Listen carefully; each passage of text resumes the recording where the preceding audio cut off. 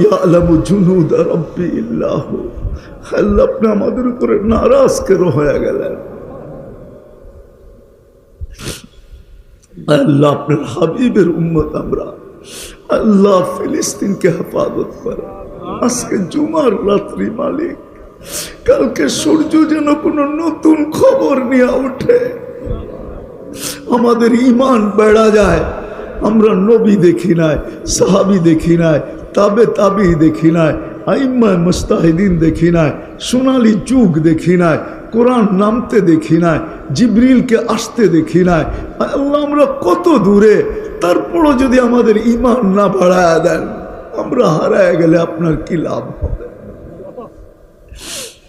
আল্লাহ আমরা পাক্কা ঠাক্কা ইমানদার হয়ে গেলে আপনার কি ক্ষতি হবে? আল্লাহ আপনার নারাজগি উঠায় নেন। আপনি আল্লাহ ফিলিস্তিনের সাথে সাথে সারা